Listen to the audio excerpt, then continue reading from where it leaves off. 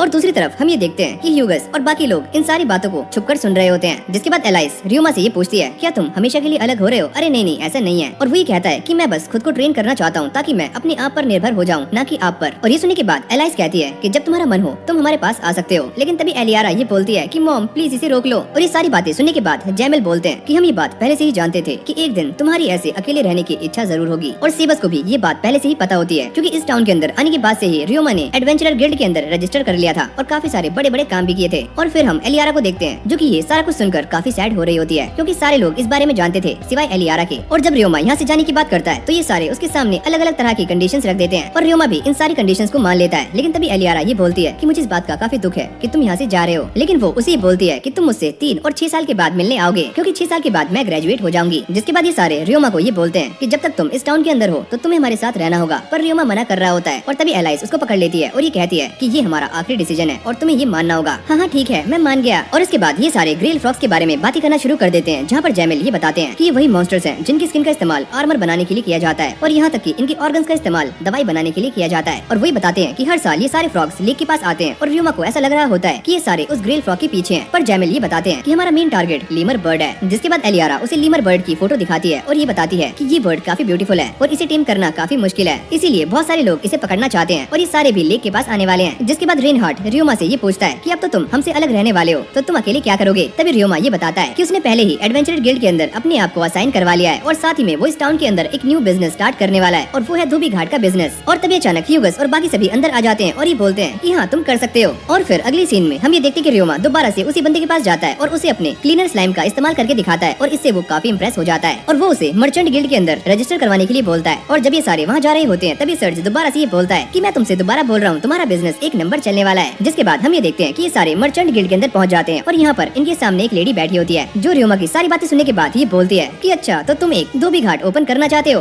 और मेरा नाम है ग्लिसेला। और वो रियोमा के क्लीनर स्लाइम को देखकर काफी इंप्रेस हो जाती है और उन्हें एक जगह बताती है जहाँ पर वो ये सर्विस ओपन कर सकते हैं। और इसके बाद हम ये देखते हैं कि ये सारे वहाँ पहुँच जाते हैं और तभी सर्ज ये बताता है कि इस जगह पर पहले एक बार था लेकिन यहाँ पर आग लग गई तभी से ये जगह एकदम खाली है। और रियोमा को भी ये जगह एक नंबर लगती है क्योंकि ये एडवेंचर गिल्ड के काफी पास है और वो इसे खरीदने के लिए मान जाता है। और तभी सर्ज ये बोलता है कि सारे के सारे पेपर वर्क्स मैं देख लूंगा और इसके लिए मैं थोड़ी कमीशन भी लूंगा। जिसके बाद सर्ज उसे समझाना शुरू कर देता है कि मैं तुम्हें थोड़े बंदे देने वाला हूँ जो कि तुम्हारी हेल्प कर सकते हैं। और फिर अगली सीन में हम ये देखते हैं कि रियोमा अपने स्लाइम्स का इस्तेमाल करता है और इस पूरी की पूरी जगह को साफ करना शुरू कर देता है और वो इस जगह का डिजाइन बनाता है और यहाँ पर एक बेसमेंट होगा और एम्प्लॉयज के रहने के लिए जगह भी। जिसके बाद ये सारा काम जोरों शोरों से चलना शुरू हो जाता है और यहाँ तक कि ह्यूगस और बाकी सभी भी उनकी मदद करने के लिए यहाँ पर आ जाते हैं। और तभी ह्यूगस ये बोलता है कि तुम टेंशन मत लो हम सारे ये संभाल लेंगे क्योंकि हम तुम्हारे दोस्त हैं। जिसके बाद ये सारे एक साथ मिलकर इस जगह को पेंट करना शुरू कर देते हैं और यहाँ पर रियोमा का रैंक 1 हो चुका है और ये सारे पेंट करते करते गप्पे लड़ा रहे होते हैं। तभी सीलिया ये बोलती है अभी वो एक काम पर ध्यान दो, ये बिल्डिंग अपने आप पेंट नहीं होने वाली। जिसके बाद रियोमा इस जगह का नाम अपने नाम पर रख देता है यानी कि टाकीबायाशी और टाकीबायाशी का मतलब होता है बैम्बू फॉरेस्ट। और तभी एलियारा ये बताती है कि आसपास की जगह काफी खाली लग रही है और फिर ये सारे मिलकर आसपास फ्लावर्स लगाना शुरू कर देते हैं। और ये सारा काम करते करते रियोमा एलियारा को ये बता रहा होता है कि मैं ये काम करते करते बिल्कुल भी नहीं थका और पहले जहाँ मैं काम किया करता था वो काम काफी ज्यादा था और जब मुझे क्लाइंट से कॉम्प्लीमेंट्स मिलते हैं तो वो मेरे लिए एक नंबर होते हैं यानी कि मुझे वो सुनकर बहुत अच्छा लगता है। और यहाँ पर एलियारा उससे उसके काम के बारे में पता करती है रियोमा कहता है कि मैं डॉल बनाया करता था। और ये सुनने के बाद एलियारा कहती है क्या तुम मेरे लिए बना सकते हो। रियोमा सोचता है कि जो काम मैं किया करता था वो तो लड़कों के लिए था, लड़कियों के लिए नहीं। और फिर अगली सीन में हम ये देखते हैं कि ये सारे ह्यूगस के साथ जा रहे होते हैं और इस जगह पर एक पार्टी रखने के बारे में सोच रहे होते हैं। लेकिन तभी रियोमा बीच में रुक जाता है और ये बोलता है कि एक सेकंड मुझे चर्च जाना है। जिसके बाद वो चर्च के अंदर जाता है और दोबारा से गॉड्स के पास पहुंच जाता है। लेकिन यहाँ पर उसे बस कूफू दिखता है और कूफू ये बताता है कि बाकी के 2 गॉड्स तुम्हारे वर्ल्ड में ही मस्ती कर रहे हैं। और वो ये कहता है कि कुछ टाइम पहले मैं भी इसी वर्ल्ड के अंदर गया था और यहाँ पर मैंने काफी सारी मस्ती की थी। लेकिन तभी अचानक वो ये नोटिस करता है कि रियोमा की बॉडी से लाइट निकलनी शुरू हो जाती है और उसे ऐसा लगता है कि शायद से टाइम खत्म हो गया है। जिसके बाद वो दोबारा से चर्च के अंदर आ जाता है और ये सोचता है कि मेरे ख्याल से मैं पहले से ज्यादा इमोशंस फील कर रहा हूँ। जिसके बाद वो भागकर अपने घर के लिए निकल जाता है और रास्ते में ये सोच रहा होता है कि मुझे आज घर पर काफी जल्दी जाना होगा क्योंकि मेरा बिजनेस यानी कि वही धोबीघाट बिजनेस जल्दी स्टार्ट होने वाला है। और फिर अगली सीन में हम ये देखते हैं कि रियोमा सभी को अपनी पार्टी के लिए इनवाइट कर रहा होता है और यहाँ तक कि वो जैमिल फैमिली के पास भी जाता है और फिर वो एलियारा की हेल्प करने के लिए उसके पास पहुंच जाता है। और यहाँ पर एलियारा खाना बना रही होती है और फिर सर्ज एम्प्लॉयज को लेकर यहाँ पर आ जाता है और वो इस शॉप को देखकर काफी शॉक्ड हो जाते हैं और ये सोचते हैं कि ये शॉप एक 11 साल के लड़के ने बनाई है। और जब ये सारे बातें कर रहे होते हैं तभी अचानक यहाँ पर रियोमा आ जाता है और ये बोलता है कि वेलकम वेलकम। और तभी सर्ज ये बोलता है कि मैं तुम्हारी शॉप को देखकर काफी इम्प्रेस हो गया हूँ। जिसके बाद ये दोनों एम्प्लॉयज अपना इंट्रोडक्शन देते हैं और लड़की ये बोलती है कि मेरा नाम है कार्ला और लड़के का नाम है कैलम। जिसके बाद रियोमा इन दोनों को ये समझाता है कि आखिरकार तुम्हें कस्टमर्स की मदद कैसे करनी है। और फिर रियोमा ये बताता है कि यहाँ पर कस्टमर्स अपने हिसाब से बैग्स ले सकते हैं और चार्जेस भी बैग के हिसाब से ही तय होंगे, यानी कि जितना बड़ा बैग उतनी ही ज्यादा चार्जेस। जिसके बाद वो इन दोनों को एक टैग दिखाता है जिससे कस्टमर्स अपने कपड़े वापस ले सकते हैं। और फिर रियोमा उन दोनों को वो कमरा दिखाता है जहाँ पर क्लीनर स्लाइम्स काम करने वाले हैं और यहाँ पर सारा का सारा काम स्लाइम्स ही करने वाले हैं और वो ही कपड़ों को धोएंगे और यहाँ पर जो मेटल स्लाइम्स है वो उनके ऊपर प्रेस कर देंगे। तुम्हें बस उन्हें पैक करके कस्टमर्स को देना है। और यहाँ पर ये स्लाइम्स पानी का इस्तेमाल नहीं करते तो कपड़ों को सुखाने की जरूरत नहीं है। और फिर वो इन दोनों को अलग अलग कमरे दिखाना शुरू कर देता है। जिसके बाद रियोमा उन दोनों को लेकर एक जगह पर आ जाता है और ये बोलता है कि ये जगह तुम्हारे लिए है, तुम यहाँ पर रह सकते हो और कोई भी रूम ले सकते हो। और फिर अगली सीन में हम ये देखते हैं कि ये सारे आराम से पार्टी कर रहे होते हैं और मस्ती से खा पी रहे होते हैं और रियोमा भी एक स्पीच देने के लिए जा रहा होता है। लेकिन तभी अचानक वो अपने पास्ट को याद करता है जहाँ पर वो ऐसे ही अपने ऑफिस में स्पीच दिया करता था। और फिर रियोमा उन सभी को थैंक्स बोलता है और ये कहता है कि मैंने आप सभी के लिए ये बनाया है तो आराम से एंजॉय करो और मस्ती करो। और जब ये सारे पार्टी कर रहे होते हैं तभी वॉर्गन उस बूढ़ी औरत को देखकर ये बोलता है कि तुम जैसी बूढ़ी औरत यहाँ पर क्या कर रही है। और ये सुनने के बाद ग्लिसेला बोलती है अबे ओए ढक्कन पंगी मत ले वरना बता दूंगी बुढ़िया कौन है। और यहाँ पर वो वॉर्गन की पुरानी पोल पट्टी खोल रही होती है और ये देखकर वो डर जाता है, अरे नहीं मैं तो बस मजाक कर रहा था। और इसके बाद हम ये देखते हैं कि रियोमा जैमिल फैमिली के पास जाता है और उनसे पूछता है कि आपको खाना कैसा लगा। वो ये कहते हैं कि खाना एक नंबर था, हमें काफी पसंद आया। और फिर अगली सीन में हम जैफ और मिया को देखते हैं जो कि खाकर आराम से चित पड़े होते हैं और तभी एलियारा उनके लिए डेजर्ट लेकर आती है और ये देखकर वो दोनों दोबारा से एक्टिव हो जाते हैं। और फिर ये पार्टी खत्म हो जाती है और सारे अपने अपने घर चले जाते हैं। जिसके बाद रियोमा कार्ला और कैलम का शुक्रिया अदा करता है और उन्हें अपनी हेल्प करने के लिए यहाँ रुकने के लिए बोलता है। और तभी वो दोनों ये बोलते हैं कि हमने इसके बारे में डिसाइड कर लिया है और हम दोनों यहाँ पर काम करने वाले हैं। और ये सुनने के बाद रियोमा काफी खुश हो जाता है और इन दोनों को ऐसा लग रहा होता है कि रियोमा एक नोबल फैमिली से बिलोंग करता है। और वो ये कहता है अरे नहीं मैं तो बस एक एडवेंचरर हूँ तो तुम मेरे साथ नॉर्मल बिहेव कर सकते हो। और इसके बाद हमें अगले दिन का सीन दिखाया जाता है जहाँ पर रियोमा अपने प्लांट्स में पानी दे रहा होता है और ये सोचता है कि आज मेरी शॉप का पहला दिन है तो क्या कोई कस्टमर यहाँ पर आएगा। जिसके बाद वो अपने एम्प्लॉयज के पास जाता है और उन्हें ये बताता है कि मैं एडवेंचर गिल्ड के अंदर जा रहा हूँ क्योंकि मुझे ऐसा नहीं लगता कि यहाँ पर इतनी जल्दी कोई कस्टमर आने वाला है और मैं वहाँ जाकर उन सभी को बता दूंगा कि मैंने अपनी शॉप ओपन कर लिया है तो तुम सब आ सकते हो। और फिर एलियारा भी अपनी मैजिक की प्रैक्टिस करने के लिए निकल जाती है और जैसे ही रियोमा गिल्ड के अंदर पहुंचता है तो वहाँ पर सभी को ये पता होता है कि उसकी शॉप ओपन हो चुकी है। और ये सुनकर रियोमा काफी शॉक्ड हो जाता है और तभी वो लोग उसे एक नोटिस दिखाते हैं जो कि मिया ने यहाँ पर लगाया हुआ होता है कि रियोमा की शॉप ओपन हो चुकी है। और फिर वो अपने लिए एक न्यू जॉब ले लेता है और माइंस की पेट्रोलिंग करने के लिए चला जाता है और वहाँ से सारा काम खत्म हो जाने के बाद दोबारा से गिल्ड के अंदर आ जाता है और यहाँ से अपना रिवॉर्ड कलेक्ट कर लेता है। और जैसे ही रियोमा अपनी शॉप पर पहुँचता है तो वो ये देखकर काफी शॉक्ड हो जाता है कि उसकी शॉप पर कस्टमर्स की भीड़ लगी होती है और ये सारे के सारे अपने कपड़े लेकर यहाँ पर आए हुए होते हैं। और अंदर जाने के बाद रियोमा ये नोटिस करता है कि सारे के सारे स्लाइम्स अपना काम बड़े अच्छे से कर रहे हैं और उन्होंने कस्टमर्स के कपड़ों को एकदम चमका दिया है और वो ये देखकर काफी खुश भी हैं। और आज का सारा काम खत्म हो जाने के बाद रियोमा उन दोनों को थैंक्स बोलता है और ये कहता है कि तुमने आज काफी अच्छे से काम किया और मुझे ऐसा लगता है कि मुझे कुछ और एम्प्लॉयज की जरूरत पड़ने वाली है। और ये दोनों उसे मर्चेंट गिल्ड के अंदर जाने की एडवाइस देते हैं। और फिर हम ये देखते हैं कि रियोमा दोबारा से उसी लेडी के पास आ जाता है जिसका नाम होता है ग्लिसेला और वो ये बोलती है कि मैं ये बात अच्छे से जानती हूँ कि तुम्हारा बिजनेस काफी अच्छा चल रहा है और मैं ये भी जानती हूँ कि तुम यहाँ पर एम्प्लॉयज के लिए आए हो। और रियोमा ये सारा कुछ सुनने के बाद काफी शॉक्ड हो जाता है कि इस बुढ़िया औरत को मेरे बारे में पहले से ही पता है कि मैं यहाँ पर क्यों आया हूँ। और फिर अगली सीन में हम ये देखते हैं कि वो ये सारा कुछ बताने के लिए जैमिल फैमिली के पास पहुँच जाता है और ये कहता है कि मेरा आज का बिजनेस काफी अच्छा रहा। और ये सुनने के बाद वो सारे काफी खुश हो जाते हैं, वाह शाबाश। जिसके बाद रेनहार्ट उसे आइडिया देता है कि मेरी बात मानो, तुम्हें टाउन गार्ड के क्वार्टर्स के अंदर पहुंच जाना चाहिए, वहाँ पर काफी सारे लोग रहते हैं और तुम तो ये बात जानते ही हो कि जितने ज्यादा लोग उतने ज्यादा कस्टमर्स। हाँ मैं समझ गया, मैं वहाँ पर जरूर जाऊंगा। जिसके बाद रियोमा यहाँ से जाने लगता है और एलियारा यहाँ पर आ जाती है और वो उसे गुड नाइट बोलती है और रियोमा भी उसे गुड नाइट बोलकर यहाँ से निकल जाता है। और फिर अगली सीन में हम ये देखते हैं कि रियोमा अपने बेड पर आराम से लेटा हुआ होता है और वो अपनी पुरानी लाइफ को याद कर रहा होता है कि ये वर्ल्ड मेरे लिए काफी अलग है क्योंकि जब मैं पुराने वर्ल्ड में था तो इतना काम करने के बाद मैं बहुत थक जाता था और मुझे नींद आ जाया करती थी। पर यहाँ पर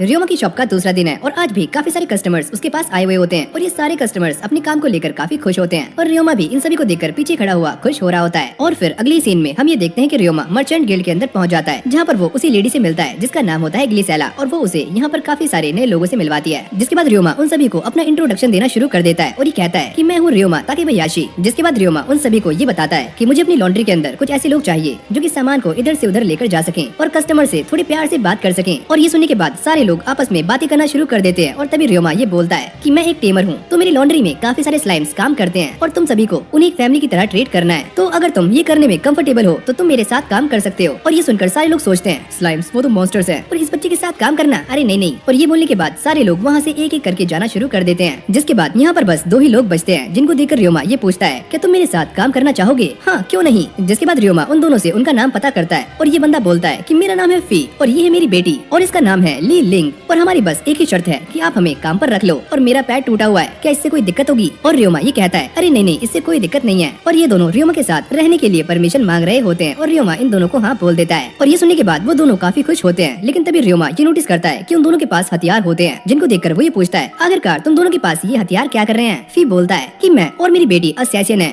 अरे ओए क्या तुम दोनों मुझे मारने आए हो? अरे नहीं नहीं नहीं हम अब ये काम नहीं करते। और यहाँ पर ग्लिसेला भी होती है और वो ये कहती है कि मैं बूढ़ी जरूर हो गई हूँ लेकिन मुझे सब दिखता है और मैं जानती थी कि ये दोनों असैसियन हैं। जिसके बाद ली ये बताती है कि जिस मास्टर के लिए वो काम किया करते थे वॉर के अंदर वो हार गए और इन दोनों ने अपना घर खो दिया। जिसके बाद से ही ये दोनों यहाँ पर आ गए। और फिर ये बताता है कि पैसे कमाने के लिए हमने माइंस के अंदर भी काम किया था, लेकिन वहाँ पर मेरा पैर टूट गया। और इन दोनों को ऐसा लग रहा होता है कि रियोमा भी उन्हीं की तरह ही किसी दूसरी कंट्री से है, लेकिन रियोमा अंदर ही अंदर ये सोच रहा होता है अभी वही ढक्कनो मैं किसी और कंट्री से नहीं किसी और वर्ल्ड से हूँ। और फिर इसके बाद रियोमा उन दोनों को अपने साथ काम पर रखने के लिए मान जाता है और वही कहता है क्या तुम दोनों बॉडीगार्ड की जॉब कर सकते हो, यानी कि तुम्हें मुझे बचाना है गुंडों से?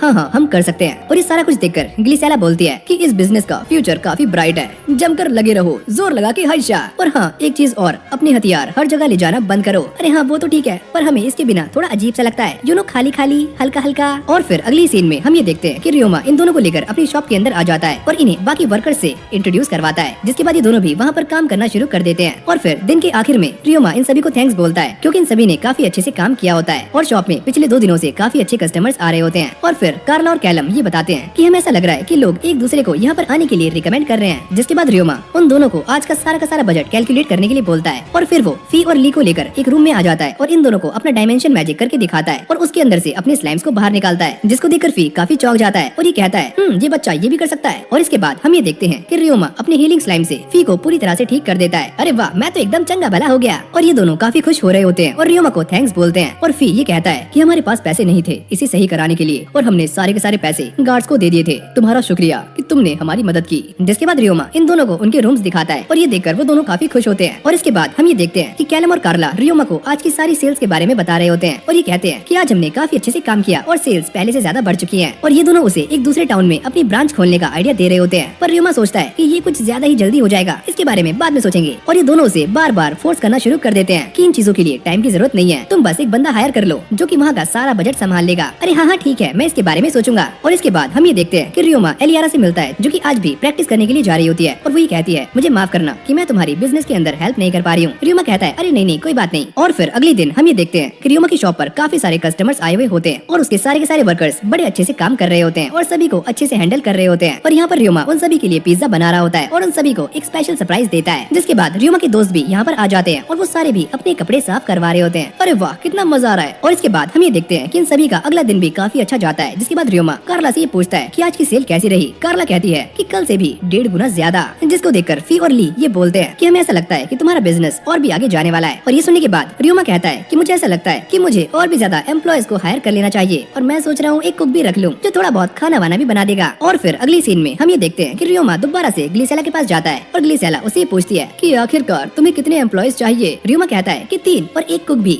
और ये सुनने के बाद ग्लिसेला कहती है तुम्हें कुक भी चाहिए क्या, चलो मैं तुम्हारे लिए ढूंढ दूंगी। और इससे पहले रियोमा उससे कुछ कहता ग्लिसेला बोलती है कि हाँ मैं ये बात जानती हूँ कि इस बार मैं उन्हीं लोगों को बुलाने वाली हूँ जो कि तुम्हारे स्लाइम्स के साथ काम कर सकें, तो तुम टेंशन मत लो। और फिर अगले ही दिन ग्लिसेला उसे 3 और नए एम्प्लॉय से मिलवाती है और ये तीनों ही लड़कियाँ होती है जिनका नाम होता है फीना, मारिया और जेन। और ग्लिसेला ये बताती है कि ये तीनों ही एक ही टाउन से यहाँ पर आई है, वो भी काम की तलाश में। और यहाँ पर वो उसे एक और लड़की से मिलवाती है जिसका नाम होता है सलमा और वो ये कहती है कि मैं एक होटल में खाना बनाया करती थी तो मुझे खाना बनाना आता है एकदम मस्त। जिसके बाद रियोमा रियोमा इन सभी को अपने साथ काम पर रखने के लिए मान जाता है और ये कहता है कि हाँ मैं इन्हें रख सकता हूँ। और फिर ग्लिसेला ये बोलती है कि अगर तुम किसी और टाउन में ब्रांच खोलने के बारे में सोच रहे हो तो मुझसे बात जरूर करना। अरे हाँ मैं तुमसे बात कर लूंगा। और फिर हमें एक हफ्ते बाद का सीन दिखाया जाता है जहाँ पर रियोमा ये सोचता है कि हमारी शॉप को एक हफ्ता हो चुका है और सारे के सारे कस्टमर्स काफी खुश हैं और सारे एम्प्लॉयज भी अपना काम काफी अच्छे से कर रहे हैं और सैल्मा का खाना भी लाजवाब है। और ये सारी बातें सोचते हुए रियोमा प्लांटिंग कर रहा होता है और यहाँ पर वो ये सोच रहा होता है कि मुझे ऐसा लगता है कि मुझे एडवेंचर गिल्ड के अंदर एक और न्यू जॉब ले लेनी चाहिए। और तभी अचानक हम यहाँ पर रेनहार्ट की पूरी फैमिली को देखते हैं जो कि रियोमा को दूर से खड़े हुए नोटिस कर रहे होते हैं। और यहाँ पर जैमिल ये सोचते हैं कि मुझे पता था कि ये बच्चा कर सकता है, लेकिन इसने तो मेरी एक्सपेक्टेशन से भी काफी ज्यादा कर दिखाया है। और यहाँ पर एलियारा रियोमा को देखकर ये बोलती है कि अगर कोई ऐसा कर सकता है तो वो बस रियोमा ही है। जिसके बाद रियोमा भी उन सभी को नोटिस कर लेता है। और फिर अगले सीन में हम ये देखते हैं कि रियोमा सर्ज के साथ होता है और उसे थैंक्स बोल रहा होता है क्योंकि सर्ज ने ही उसे उसके साथ काम करने के लिए एम्प्लॉयज दिए थे और ये सारे एम्प्लॉयज काफी अच्छे से काम कर रहे होते हैं। और रियोमा ये बताता है कि उसने और भी ज्यादा एम्प्लॉयज को रख लिया है। और ये सुनने के बाद सर्ज कहता है अरे वाह ये तो काफी अच्छी बात है, लेकिन मैंने तुम्हें यहाँ पर एक और बिजनेस के बारे में बात करने के लिए बुलाया है। और यहाँ पर वो ये बताता है कि रियोमा उसे मेटल ब्लॉक्स और काफी सारे स्टिकी स्लाइम से बने हुए थ्रेड्स प्रोवाइड कर रहा है। जिसके बाद सर्ज ये बोलता है कि मैं ये चाहता हूँ कि तुम हमें वाटरप्रूफ फैब्रिक भी प्रोवाइड करो। रियोमा कहता है कि वो किस लिए। सर्ज बताता है कि जैसे तुम जानते हो कि ग्रिल फ्रॉग की बॉडी से मेडिसिन बनाई जाती है और यहाँ तक कि आर्मर्स भी, तो इसीलिए एडवेंचरर्स उन्हें पकड़ने के लिए लेक की तरफ जाते हैं तो उन सभी के कपड़े गीले हो जाते हैं। तो इस जगह पर हम एक काफी अच्छा बिजनेस कर सकते हैं। रियोमा कहता है कि ठीक है मैं आपके लिए बना दूंगा। और इसके बाद हम ये देखते हैं कि रियोमा अपने स्लाइम्स को आयन खिला रहा होता है और एलियारा ये देखकर पूछती है कि आखिरकार तुम ये क्या कर रहे हो। रियोमा बताता है कि मुझे ऐसा लगता है कि अगर मैं अपने स्लाइम्स को आयन खिलाऊंगा तो वो मेटल स्लाइम्स के अंदर कन्वर्ट हो जाएंगे। और फिर ये दोनों माइन के अंदर आ जाते हैं ताकि रियोमा अपना काम कर सके। और यहाँ पर एलियारा म्यूजिक बजा रही होती है जिसको देखकर रियोमा ये पूछता है क्या तुम्हें ये बजाना आता है। एलियारा बताती है कि लीमर बर्ड को पकड़ने के लिए मेरा ये बजाना काफी जरूरी है और अगर उन्हें ये पसंद आया तो हम उनके साथ टीमिंग कॉन्ट्रैक्ट बना सकते हैं, वो भी काफी आराम से। और फिर इसके बाद एलियारा अपनी प्रैक्टिस करना शुरू कर देती है और यहाँ पर रियोमा अपना काम कर रहा होता है और वो काफी सारा वाटरप्रूफ फैब्रिक बना लेता है। और एलियारा की प्रैक्टिस को देखकर रियोमा उसे एक गिफ्ट देता है और उसके लिए अपनी मैजिक का इस्तेमाल करके पत्थरों की एक डॉल बना देता है जो कि एलियारा को काफी पसंद आती है। और इसके बाद हम ये देखते हैं कि रियोमा रेनहार्ट फैमिली के घर में होता है और यहाँ पर उसने उन सभी के लिए एक एक डॉल बनाई हुई होती है। और ये देखकर वो सारे लोग काफी शॉक्ड हो रहे होते हैं क्योंकि इसके अंदर सेबस की भी डॉल होती है। और ये देखकर वो सारे रियोमा की तारीफें करना शुरू कर देते हैं। और रेन ये बोलता है कि एलियारा तुम इसे लेकर अपने स्कूल के अंदर जरूर जाना। और यहाँ पर एलियारा रियोमा से ये बोलती है क्या तुम मेरे लिए अपनी भी एक डॉल बना दोगे, मैं उसे भी अपने साथ लेकर जाना चाहती हूँ। रियोमा कहता है अरे हाँ हाँ क्यों नहीं, बना दूंगा। और फिर अगले सीन में हम ये देखते हैं कि रियोमा दोबारा से अपनी शॉप के अंदर आता है और यहाँ पर देखता है कि सारा का सारा काम एक नंबर चल रहा होता है। जिसके बाद वो दोबारा से अपना काम करने के लिए माइन के अंदर चला जाता है और वाटरप्रूफ फैब्रिक बनाना शुरू कर देता है। लेकिन अभी इन्हें सूखने में थोड़ा सा टाइम लगेगा तो इसलिए रियोमा अपने स्कैवेंजर्स स्लाइम्स के साथ कॉम्बैट ट्रेनिंग करना शुरू कर देता है। और ये सारी प्रैक्टिस करने के बाद रियोमा ये नोटिस करता है कि वो जिस स्लाइम को आयन खिला रहा था वो स्लाइम अब एक मेटल स्लाइम बन चुका है, लेकिन ये बाकी से थोड़ा अलग है। और यहाँ पर रियोमा इस बात को समझ जाता है कि अगर कोई स्लाइम अलग अलग मेटल्स को खाता है तो वो मेटल स्लाइम बन जाता है, लेकिन अगर उसे बस आयन खिलाया जाता है तो वो एक आयन स्लाइम बन जाता है। जिसके बाद रियोमा दोबारा से अपनी शॉप के अंदर आ जाता है और वो ये देखकर काफी शॉक्ड होता है कि सारे लोग एक साथ बैठे होते हैं। और वो ये पूछता है कि क्या हुआ। कार्ला कहती है कि ये देखो। और जैसे रियोमा ये देखता है तो उसकी सेल कल से भी 3 गुना ज्यादा होती है। और यहाँ पर कार्ला और कैलम ये बताते हैं कि आज सुबह काफी सारे ब्लैकस्मिथ्स और एडवेंचरर्स आए थे जिनसे हमें एक काफी बड़ा कॉन्ट्रैक्ट मिला है और हमारी सेल एकदम से बढ़ गई है। और ये सारी बातें सुनने के बाद रियोमा उन सभी को थैंक्स बोलना शुरू कर देता है। लेकिन तभी रियोमा ये सोचता है कि मैं तो इन सभी की छुट्टियों के बारे में भूल गया था, अगर मैं इन्हें छुट्टियां नहीं दूंगा तो ये सारे एंजॉय कैसे करेंगे। और ये देखकर फी ये बोलता है अरे क्या हुआ मालिक, आपके चेहरे का तो रंग उड़ गया है। रियोमा कहता है कि मैं आप सभी की छुट्टियों के बारे में सोच रहा हूँ। जीन कहती है अरे क्या हम सभी को छुट्टियां भी मिलने वाली हैं। और ये सुनने के बाद वो सारे लोग काफी इमोशनल हो जाते हैं। और फीना ये कहती है कि अगर हम किसी और जगह पर काम कर रहे होते तो हमें ज्यादा काम के बदले पैसे भी कम मिलते और छुट्टियां वो तो ना के बराबर होती। और इन सभी की बातों के बीच में यहाँ पर सैल्मा आ जाती है और ये कहती है कि चलो खाना तैयार है। और इसके बाद हम ये देखते हैं कि रियोमा दोबारा से एडवेंचरर गिल्ड के अंदर आ जाता है और यहाँ पर जो लड़की खड़ी होती है वो रियोमा को ये बताती है कि दूसरे टाउन के एडवेंचरर्स को एक काफी यूनिक स्लाइम मिली है। और ये सुनने के बाद रियोमा काफी खुश हो जाता है और वो ये कहता है कि मुझे वो लोग कहाँ मिलेंगे। और ये लड़की उसे सारा कुछ बता देती है। और फिर अगली सीन में रियोमा उसी जगह पर पहुंच जाता है जहाँ पर ये एडवेंचरर्स बैठे होते हैं और रियोमा उनके पास जाकर ये पूछता है हाँ भाई दोस्तों वो स्लाइम कहाँ पर है, मुझे वो चाहिए। लेकिन वो लोग इसे देखकर ये पूछते हैं अबे ओए तू है कौन। रियोमा कहता है कि मेरा नाम है रियोमा ताकेबायाशी और मैं एक टेमर हूँ और साथ में एक एडवेंचरर भी, तो हम क्या करें अचार डाले क्या। और यहाँ पर एक बंदा उसके ऊपर काफी गुस्सा करना शुरू कर देता है और इस बंदे का नाम होता है सेन। वो ये कहता है अबे ओए तू एक छोटा सा बच्चा है, दिमाग की हटा मत, निकल यहाँ से। लेकिन तभी रियोमा उनसे ये पूछता है कि मैंने सुना है कि तुम सभी ने एक रेड स्लाइम को पकड़ा है। और ये सुनने के बाद सेन उसे कॉलर से पकड़ लेता है। हाँ भाई क्या बोल रहा है तू हमारी बेइज्जती करने के लिए यहाँ पर आया है। लेकिन इस बंदे ने काफी पी होती है तो वो नीचे गिर जाता है और उसके साथ ही उसे लेकर यहाँ से जा रहे होते हैं। ये हमारा मजाक नहीं बना सकता,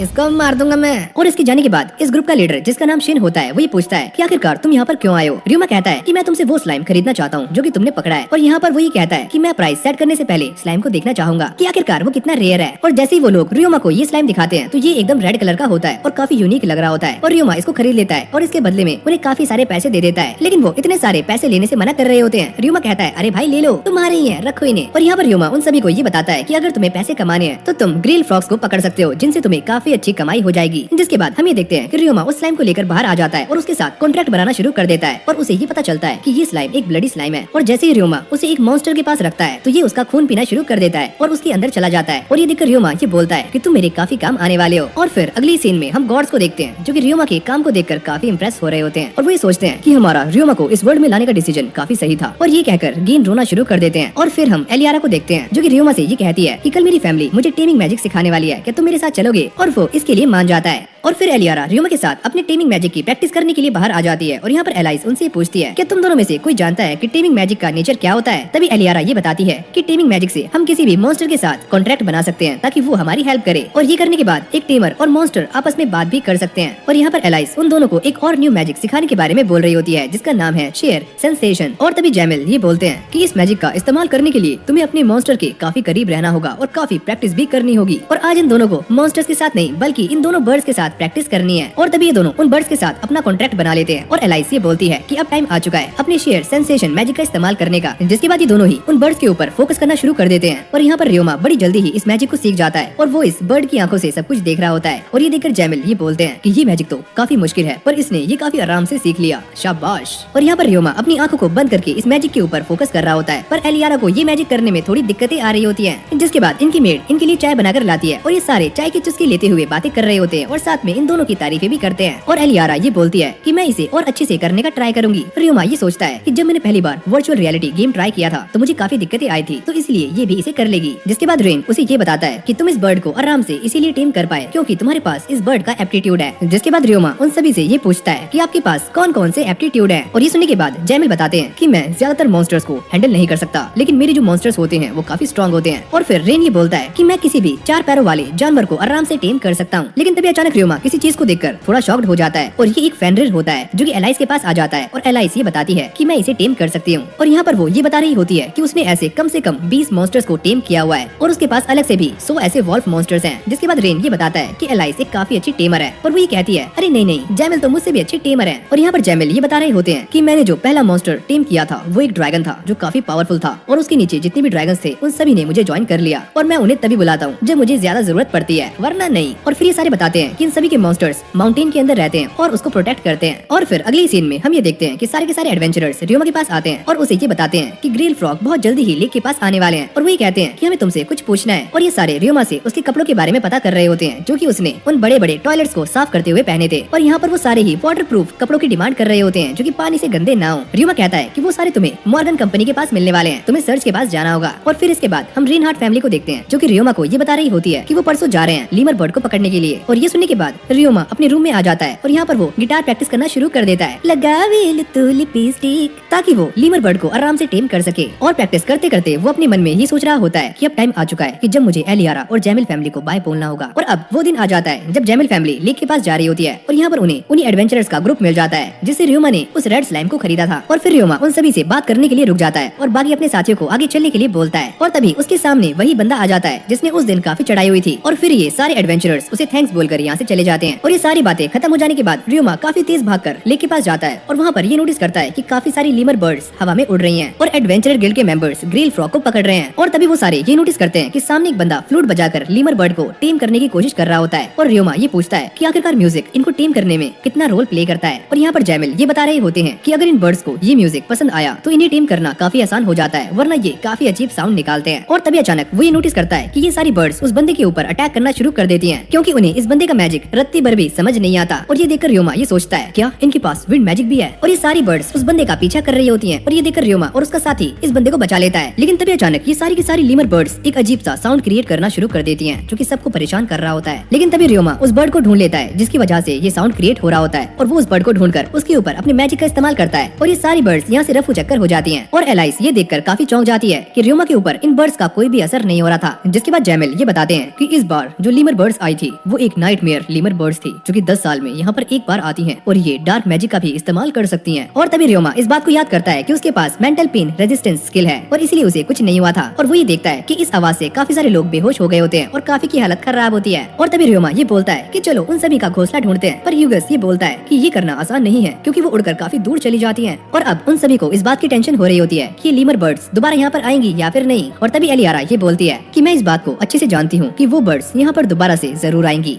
और फिर हमें रियोमा की शॉप को दिखाया जाता है जहाँ पर सभी लोग अपना काम काफी अच्छे तरीके से कर रहे होते हैं और अब शाम को शॉप क्लोज करने का टाइम हो जाता है। और फिर अगली सीन में हम ये देखते हैं कि ये सारे लोग अभी भी लीमर बर्ड्स का वेट कर रहे होते हैं और एलियारा यहाँ पर काफी सैड होती है। वही कहती है मैं ये बात जानती हूँ कि हम दोनों जल्दी अलग होने वाले हैं। और रियोमा अपने मन में ये सोचता है कि अब मैं क्या बोलूँ और ऐसी सिचुएशन में मुझे समझ नहीं आता कि मुझे क्या बोलना चाहिए। और यहाँ पर रियोमा उससे बात करने की कोशिश करने ही वाला होता है, लेकिन तभी एलाइस पीछे से आ जाती है और ये कहती है कि ऐसा नहीं है कि तुम दोनों आगे नहीं मिलोगे, तो टेंशन मत लो। और ये सुनने के बाद रियोमा शॉक्ड हो जाता है और उसे ऐसा लगता है कि एलाइस ने उसका दिमाग पढ़ लिया है। और तभी एलियारा ये बोलती है कि हाँ, हम दोनों दोबारा से आगे मिलने वाले हैं और हम पक्का मिलेंगे। जिसके बाद ह्यूगस रियोमा के पास आकर उसको पकड़ लेता है और ये कहता है अबे ओए जाकर उसे हक कर ले। अबे ओए ओए ये तू क्या बोल रहा है, अबे जाना, मुझे ये सब कुछ देखने में काफी मजा आता है। और तभी वो ये नोटिस करता है कि रेनहार्ट काफी गुस्से में है, जिसको देखकर रियोमा ये सोचता है अबे ओए अब इसे क्या हुआ, क्या ये मुझे मारने वाला है। लेकिन यहाँ पर ह्यूगस उसकी पूरी फिरकी ले रहा होता है और ये कहता है कि देखो रियोमा ऐसे ऐसे करते हैं किस, जाकर कर ले यार। और ये सुनते ही रियोमा उसके पेट में एक जोरदार मुक्का मारता है। अबे ओए तू चुप रह। और जैसे ही वो एलियारा को देखता है तो वो शर्मा रही होती है, यानी कि उसके मन में भी लड्डू फूट रहे होते हैं। जिसके बाद वो सारे ये नोटिस करते हैं कि लीमर बर्ड्स यहाँ पर दोबारा से आ जाती है, जिनको देखकर रियोमा ये कहता है कि मुझे यहाँ से जाना चाहिए क्योंकि ये बर्ड्स मुझे पसंद नहीं करती और मेरी वजह से ही ये पिछली बार गई थी। लेकिन एलियारा उसको रोक लेती है और यहाँ पर खड़े होकर अपना वायलिन बजाना शुरू कर देती है और ये म्यूजिक इन लीमर बर्ड्स को काफी पसंद आ रहा होता है। और जैसे ही वो अपना म्यूजिक रोकती है तो काफी सारी लीमर बर्ड्स एलियारा के पास आकर बैठ जाती है और तभी रियोमा उसे बोलता है कि जल्दी से इनके साथ टीमिंग कॉन्ट्रैक्ट बना लो। और फिर एलियारा देखते ही देखते इन सारी बर्ड्स के साथ टीमिंग कॉन्ट्रैक्ट बना लेती है और ये देखकर सारे लोग उसकी तारीफें करना शुरू कर देते हैं। और तभी रियोमा ये कहता है कि अब मेरी बारी है और ये बोलने के बाद वो अपना गिटार निकाल लेता है और जैसे ही वो अपना गिटार बजाना शुरू करता है तो उसके पास भी काफी सारी लीमर बर्ड्स आ जाती है और वो वाली नाइटमेयर लीमर बर्ड भी। और तभी अचानक रियोमा उन सभी के साथ अपना कॉन्ट्रैक्ट बना लेता है, जिसको देखकर ये सारे काफी इंप्रेस हो जाते हैं। और तभी अचानक वो सारे ये नोटिस करते हैं कि एलियारा को एक काफी यूनिक लीमर बर्ड मिली होती है जो कि लाइट मैजिक का यूज करती है, जिसको देखकर जैमिल ये बोलते हैं अरे वाह, नाइटमेयर बर्ड और फैंटम बर्ड एक साथ, ये तो काफी रेयर है। और फिर अगली सीन में हम ये देखते हैं कि ये सारे आराम से पार्टी कर रहे होते हैं क्योंकि इन सभी का काम खत्म हो चुका है और ये सारे कल वापस जाने वाले हैं। और यहाँ पर रियोमा एलियारा को लेकर खोपचे में आ जाता है, यानी कि अलग से एक रूम में। इसका मतलब भाई ने बाजी मार ली, जहाँ पर एलियारा थोड़ी सैड होती है क्योंकि ये कल जा रहे होते हैं। जिसके बाद रियोमा ये बताता है कि वो माइंस के आसपास रहने वाला है और यहीं पर पेट्रोलिंग करेगा और कुछ टाइम के बाद अपना एक प्यारा सा घर बना लेगा। जिसके बाद एलियारा भी ये बताती है कि उसके कुछ खास दोस्त नहीं है, या तो वो उसके मैजिक से डरते हैं या फिर उसके स्टेटस से। और ये सुनने के बाद रियोमा चौंक जाता है और तभी एलियारा ये बताती है कि जब मैं 5 साल की थी तो मैंने एक बच्चे को गलती से फ्रीज कर दिया था और कुछ टाइम के बाद जब मैंने उसे सही किया तो उसे ऐसा लगा कि ये मैंने जानबूझकर किया है। और फिर देखते ही देखते ये अफवाह सारी जगह पर फैलनी शुरू हो गई और सभी लोगों ने मुझसे डरना शुरू कर दिया कि तुम भी मुझसे डरते हो ये सारी बातें जानने के बाद। लेकिन रियोमा उसे मना कर देता है कि ना तो मैं तुम्हारी पावर से डरता हूँ और ना ही तुम्हारे स्टेटस से। और ये सुनने के बाद एलियारा काफी खुश हो जाती है और वो उसे एक गिफ्ट देती है और ये गिफ्ट एलियारा को उसकी मॉम ने दिया होता है। और जैसे ही रियोमा इसको देखता है वही समझ जाता है कि ये एक रेयर मैजिकल स्टोन है और वो इसे लेने से मना कर देता है। पर तभी एलियारा ये कहती है कि मैं इसे बस तुम्हें अपने पास रखने के लिए दे रही हूँ और ये बस एक गुड लक चार्म की तरह है जिससे हमारे मिलने के चांसेस फ्यूचर में काफी बढ़ जाएंगे। और मैंने तो ऐसा ही सुना है। और ये सुनने के बाद रियोमा कहता है कि मैं इसका काफी अच्छे से ख्याल रखूंगा और वो अपने मन में ये सोच रहा होता है कि मुझे भी इसे कुछ देना चाहिए और वो अपने स्लाइम्स लाकर एलियारा को दे देता है और वही कहती है कि मैं इनका ख्याल काफी अच्छे से रखूंगी। और फिर अगली सीन में हम ये देखते हैं कि ये सारे यहाँ से जाने की तैयारियां कर रहे होते हैं और रियोमा उनको थैंक्स बोलता है और साथ में गुड बाय भी। और एलाइस ये कहती है कि हमें खत लिखना मत भूलना। रियोमा कहता है कि आप सभी का थैंक यू, आपने मेरा काफी ख्याल रखा और मुझे काफी सपोर्ट किया। और इसके बाद वो एलियारा से बातें करना शुरू कर देता है और तभी एलियारा ये कहती है कि हम दोनों अच्छे दोस्त हैं, तो आज से तुम मुझे एलियारा नहीं बल्कि एलिया बुलाओगे। और ये सुनकर रियोमा कहता है अच्छा ठीक है एलिया। और तभी एलिया उसी कहती है कि मेरे ख्याल से गुड बाय कहना ठीक नहीं होगा, चलो हैंडशेक करो और हम फिर मिलेंगे। और ये कहने के बाद रियोमा उससे हाथ मिला लेता है और ये सारे यहाँ से निकल जाते हैं और रियोमा पीछे खड़ा हुआ उन्हें बाय कर रहा होता है। और यहाँ पर एलियारा जाते हुए फ्लूट बजा रही होती है और उसकी आंखों में आंसू होते हैं। और इसके बाद हमें गॉड्स को दिखाया जाता है जो कि इन दोनों को ही नोटिस कर रहे होते हैं और वो ये सोचते हैं कि ये दोनों एक दूसरे को आगे चलकर काफी मिस करेंगे। और तभी गेन ये बोलते हैं अरे हाँ, ये बात तो सच है